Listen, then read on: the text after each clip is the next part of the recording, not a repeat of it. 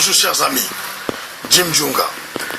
Je viens vous parler aujourd'hui du récent interview donné par le président Abdou Diouf, qui est le président de l'OIF ou de la francophonie, l'Organisation internationale de la francophonie. Et il s'avère que M.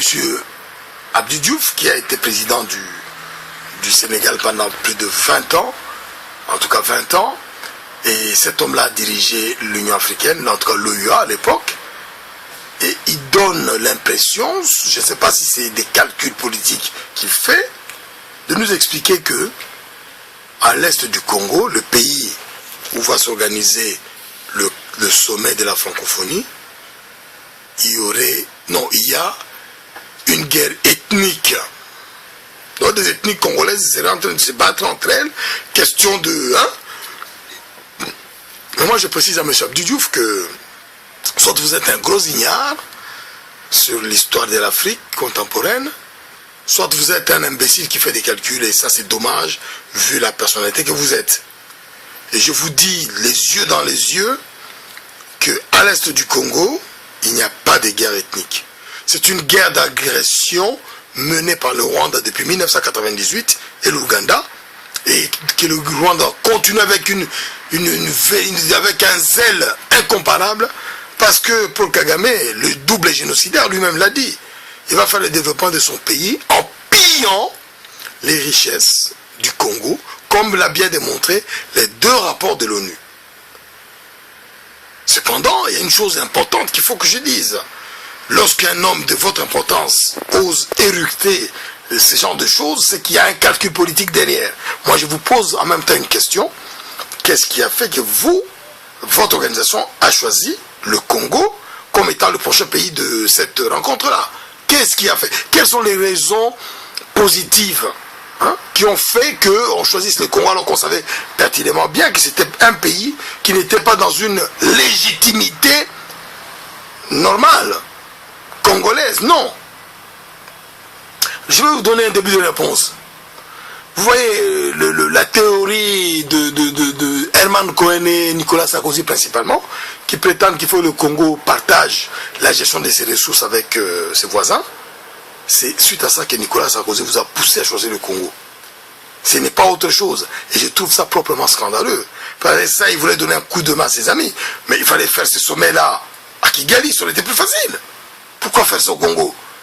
Nous sommes aujourd'hui, les Français doivent se rappeler bien l'histoire de Vichy. C'est ce que nous vivons aujourd'hui au Congo. Kinshasa, c'est Vichy. Et vous allez faire une conférence, vous imaginez Winston Churchill en 1940 ou 1941, aller faire une conférence à Vichy. Il y a une perte de valeur incommensurable. Et une injure au peuple congolais terrible. Et organisé par vous, nous avons combattu le faire de ce sommet-là à Kinshasa. Nous avons presque convaincu par nos arguments M. Hollande, parce qu'on lui a parlé. Il y a eu une hésitation très longue. Finalement, il va y aller en nous donnant un argument qui ne nous convainc pas, mais bon. La réalité, c'est ça. Le Congo a reçu plus d'1,5 million de réfugiés rwandais. Il n'y a pas un problème de territoire. On n'est pas en train de... Il n'y a pas un problème de tractation foncière au Congo, non. Pour être congolais, monsieur, celui qui est intervenu sur Africa numéro 1, parce que ce débat est allé jusque là-bas, émission JDA du 2 octobre, la personne qui était sur le plateau, les tractations foncières ne sont pas légion au Congo, vous savez. Pour être congolais, c'est simple. Il faut avoir eu un de ses ancêtres dans l'un des 133 territoires qui composent la République démocratique du Congo pour prétendre être congolais. Donc il fallait que son ancêtre fût habitant de ces territoires-là en 1910 pour qu'on soit congolais. Alors ce n'est pas le cas de tous ces Rwandais qui sont venus depuis je ne sais pas combien d'années là au Congo et qui posent aujourd'hui le problème. Qui pose un problème qui doit être réglé, mais qu'on ne règle pas. Ce n'est pas le gouvernement congolais actuel qui n'a aucune légitimité, aucune légalité qui va régler ces problèmes-là. Et donc quand vous ajoutez en disant qu'il y a un problème foncier, non, ce sont les Mwami, les anciens qui sont responsables du foncier.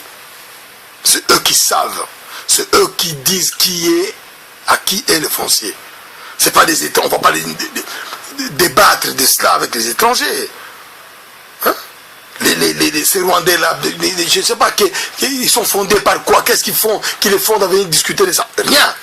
Alors il n'y a pas ce problème-là. Le seul problème, c'est l'agression. C'est la force militaire brute, bestiale, sauvage, qui est imposée aux Congolais.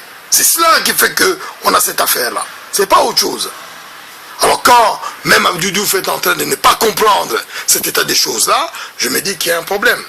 Donc à partir de là, nous disons qu'il est important que tous les Congolais se mettent ensemble pour qu'on puisse nous tous ensemble mener un vrai combat.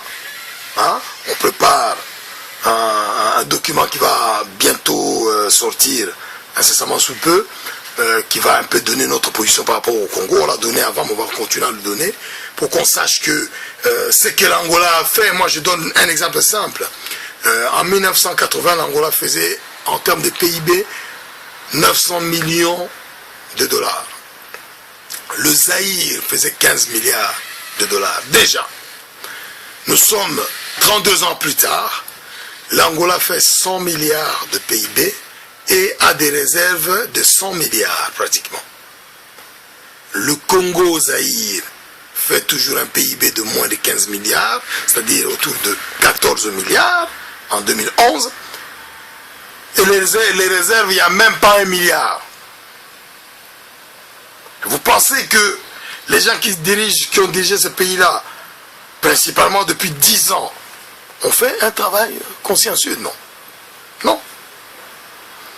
Non. C'est pourquoi je continue à dire que si nous avons cet état de choses-là, c'est que le pays ne fonctionne pas. Et le fait de perpétuer, comme Paul Kagame le fait, dans le cadre de ce régime de Vichy qu'il a mis au Congo, donc perpétuer les 2 heures dans l'Est lui permet de piller les richesses congolaises et de construire son pays. Bah, le sang des Congolais, hein, on ne peut pas dire autre chose. Et donc, il faut qu'on arrête ça, et il y a des moyens pour arrêter ça. On est en train de prendre une brique par brique pour construire le fait qu'on n'en aura plus besoin.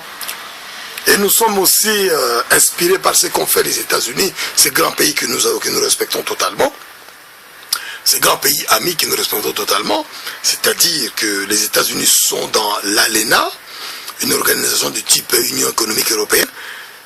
Eh bien, les États-Unis ont quand même construit un mur qui mesure 2 mètres à 10 mètres de large sur 3000 km de frontière avec le Mexique.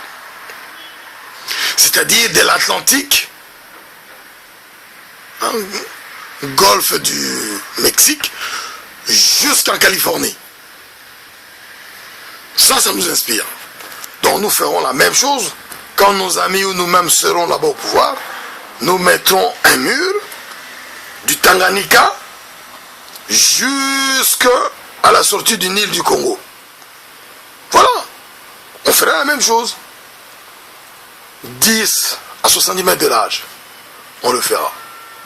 Donc moi je dis que raconter de mensonges lorsqu'il s'agit de problèmes aussi graves où il y a plus de 6 millions de morts au Congo, plus de 1 million de femmes violées au Congo, systématiquement, un système conçu, organisé par Paul Kagame, c'est proprement scandaleux. Et lorsque l'ONU dit que les populations rwandaises qui sont venues réfugier au Congo doivent retourner chez eux, et que Paul Kagame donne une fin de non-retour, moi je ne comprends pas. Et au lieu de parler de ça, vous parlez d'autre chose.